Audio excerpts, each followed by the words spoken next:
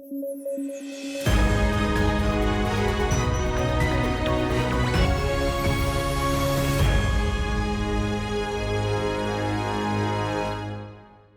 News at 9 programme में आपका स्वागत है। मैं हूं विरत दुबे। आइए नजर डालते हैं आज की हेडलाइंस पर। गांधी सागर वन्यजीव अभयारण्य चीता पुनर्वास के लिए किया जा रहा है तैयार। पहले भी भारत में नामीबिया और दक्षिण अफ्रीका से लाए जा चुके हैं चीते। 1952 में भारत सरकार ने कर दिया था चीतों को विलुप्त घोषित। लाल किला हमला मामले में दोषी मोहम्मद आरिफ की दया याचिका खारिज। साल 2000 में आतंकवादियों के साथ मिलकर की थी लाल किला परिसर में गोलाबारी। मारे गए थे राजपूताना राइफल्स के 3 सैन्यकर्मी। और प्रधानमंत्री नरेंद्र मोदी हुए इटली रवाना। G7 शिखर सम्मेलन में करेंगे शिरकत। प्रमुख आर्थिक चुनौतियों से निपटने के लिए हुआ था G7 का गठन।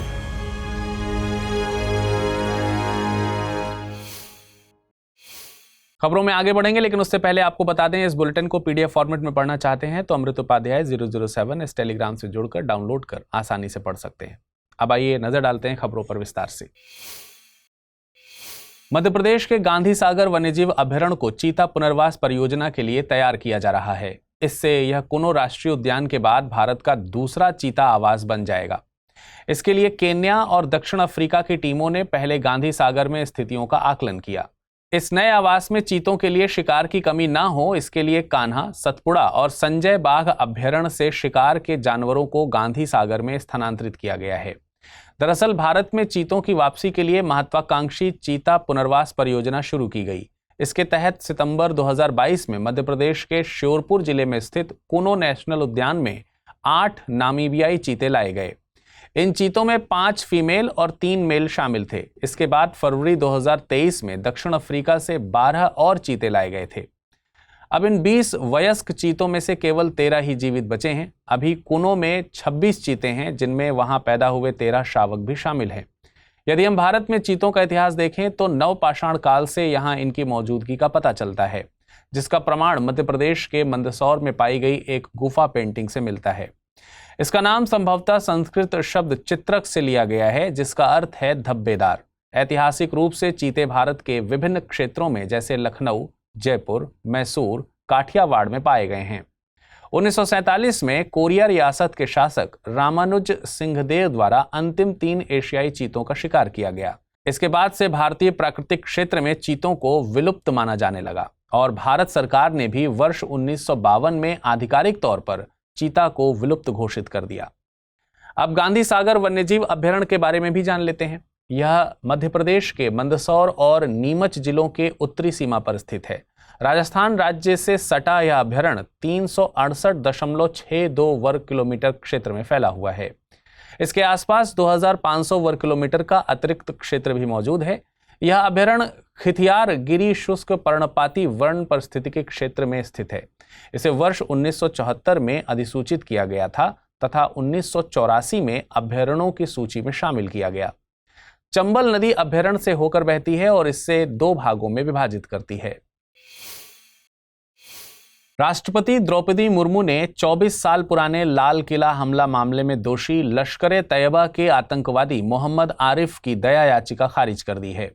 हालांकि विशेषज्ञ अभी भी कयास लगा रहे हैं कि आर्टिकल 32 के तहत अभी सुप्रीम कोर्ट जाया जा सकता है। इसके लिए सजा में देरी के आधार पर अपनी सजा में छूट की मांग की जा सकती है। अब हम विस्तार से राष्ट्रपति की दया याचिका को जानने से पहले इस घटनाक्रम पर एक बार नजर डाल लेते हैं। दिसंबर 2000 में आतंकवादियों ने लाल किला परिसर में घुसपैठ कर वहां ताबड़तोड़ गोलाबारी की, जिससे वहां तैनात 7 राजपूताना राइफल्स यूनिट के 3 सैन्यकर्मी मारे गए थे।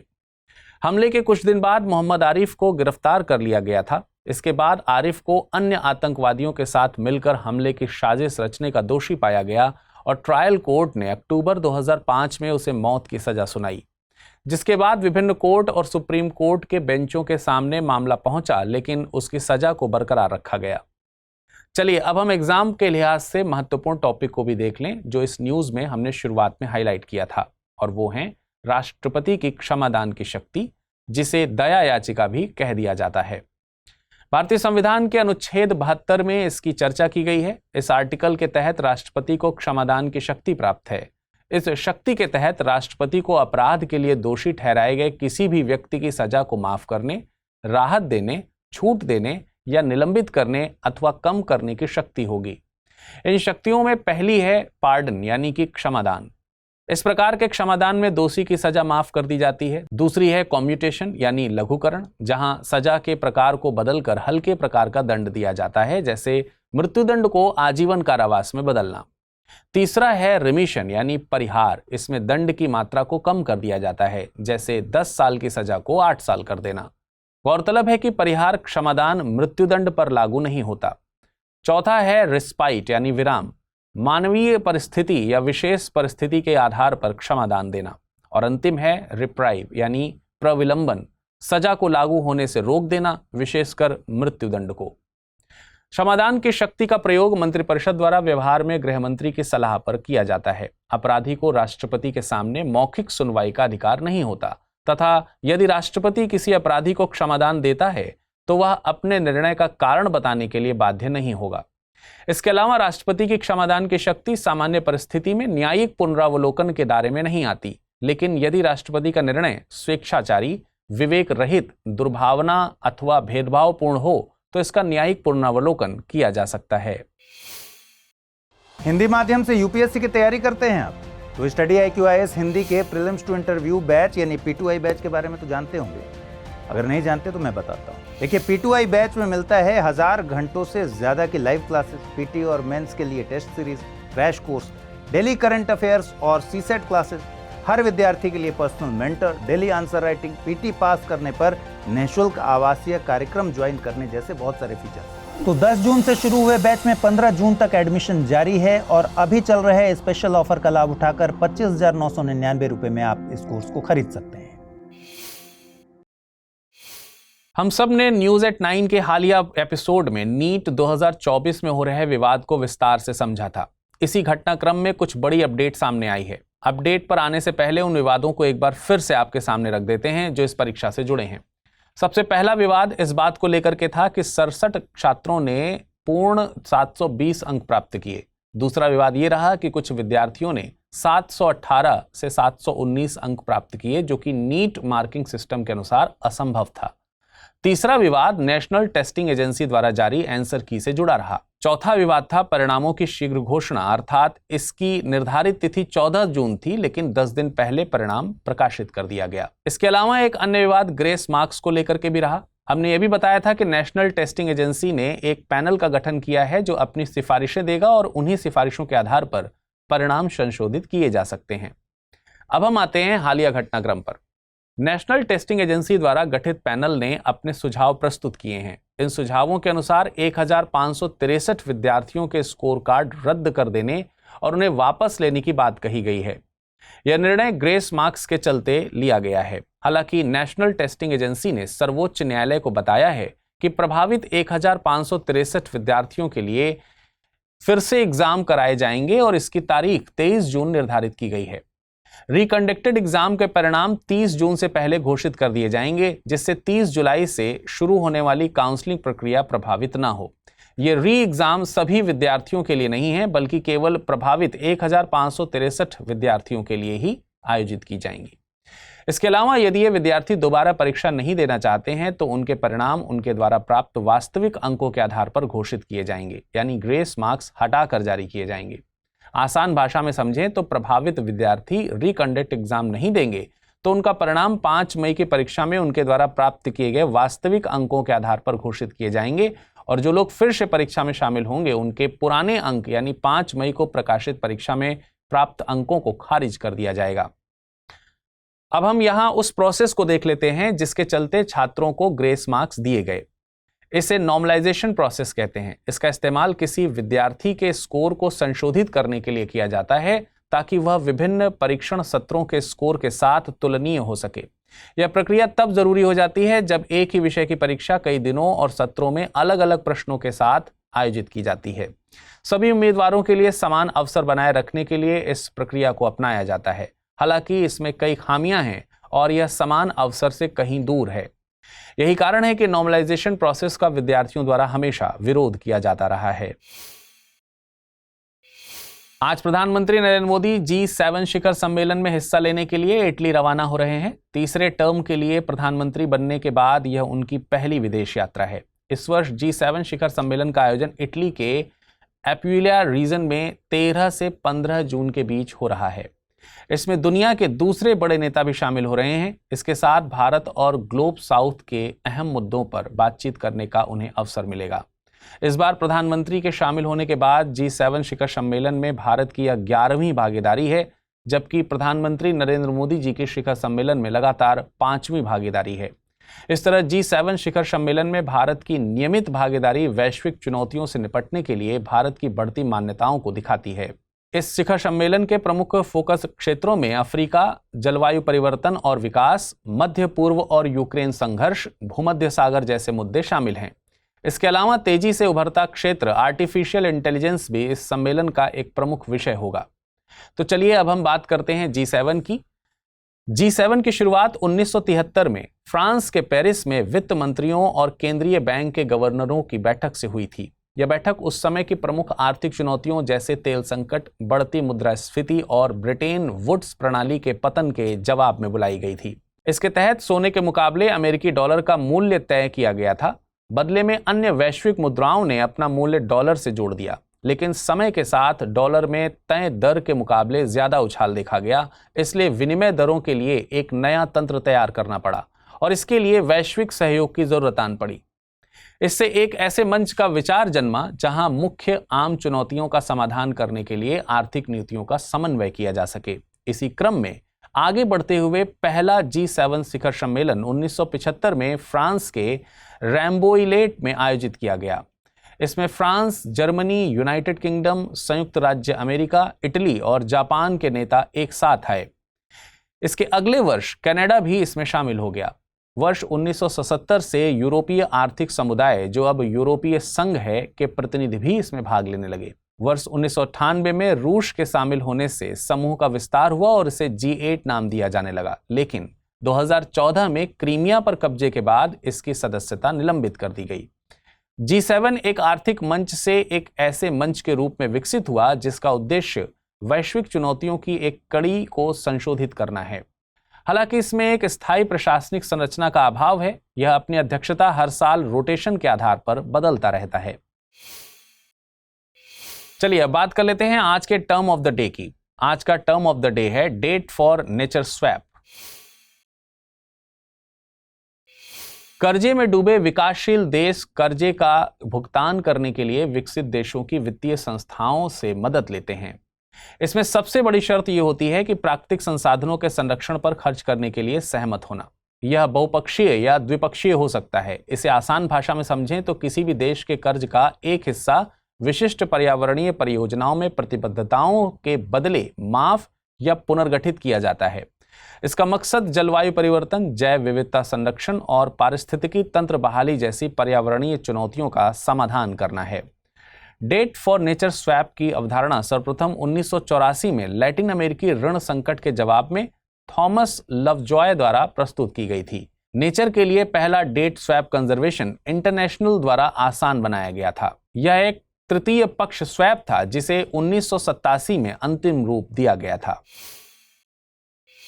चलिए अब नजर डालते हैं आज की रैपिड न्यूज पर।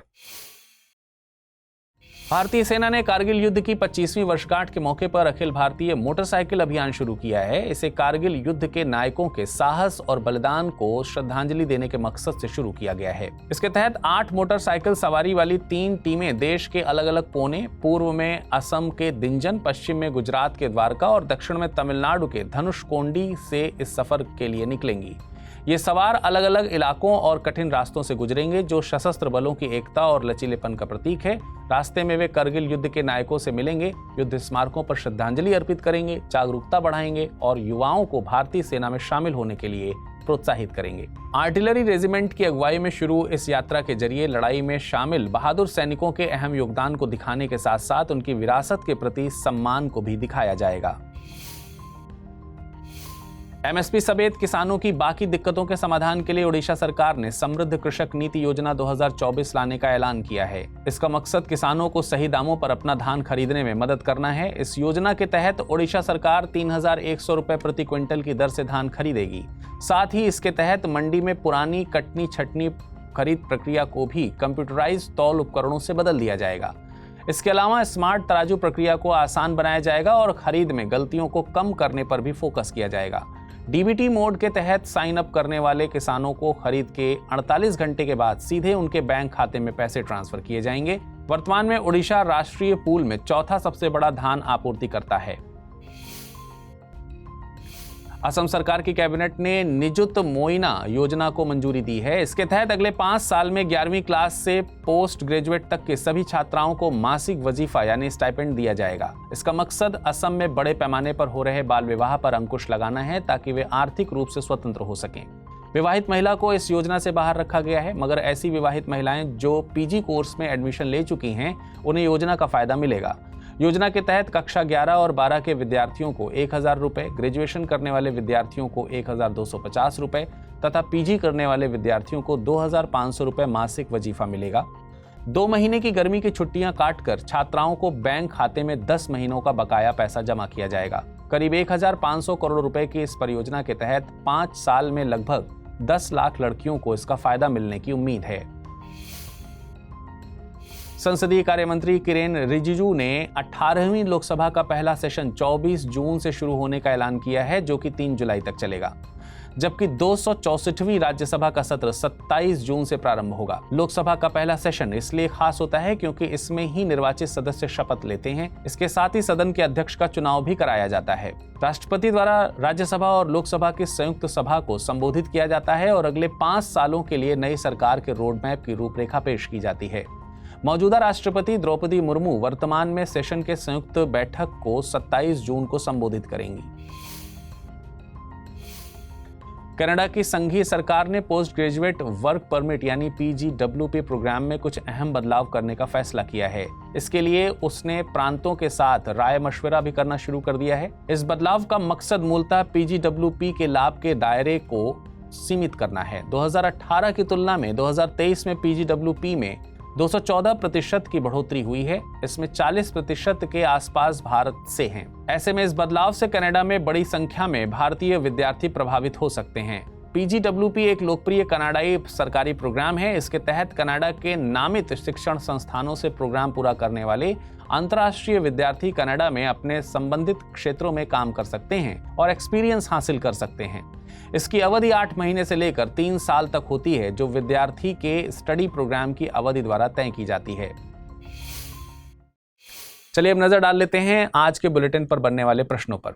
पहला प्रश्न है, निम्नलिखित कथनों पर विचार कीजिए। भारत में नामीबियाई और दक्षिण अफ्रीका से चीतों का पुनर्वास किया गया है। भारत सरकार ने भी वर्ष 1952 में आधिकारिक तौर पर चीता को विलुप्त घोषित कर दिया। कथन 1 सही है, कथन 2 सही है, कथन 1 और 2 सही हैं और दोनों कथन गलत हैं।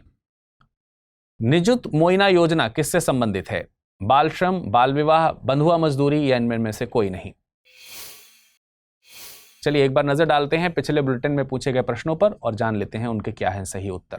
पहला प्रश्न है, world day against child labour को मनाए जाने की शुरुआत कब से और किसके द्वारा की गई थी? 2002 में अंतर्राष्ट्रीय श्रम संगठन यानी ILO द्वारा, 2004 में अंतर्राष्ट्रीय संघ संगठन के द्वारा, 2002 में संयुक्त राष्ट्र यानी UN द्वारा, या फिर 2004 में संयुक्त राष्ट्र यानी UN द्वारा? इसका सही जवाब है ऑप्शन ए, 2002 में अंतर्राष्ट्रीय श्रम संगठन द्वारा। अगला प्रश्न है, किस संस्था ने 2025 को क्वांटम विज्ञान और तकनीकी का अंतर्राष्ट्रीय साल घोषित किया है? संयुक्त राष्ट्र, अंतर्राष्ट्रीय विज्ञान परिषद, यूरोपीय संघ या फिर इनमें में से कोई नहीं? इसका सही जवाब है ऑप्शन ए यानी संयुक्त राष्ट्र। चलिए आज के बुलेटिन में फिलहाल इतना ही। कल कुछ नई खबरों के साथ आपसे दोबारा मुलाकात होगी। तब तक अपना ख्याल रखिएगा। धन्यवाद।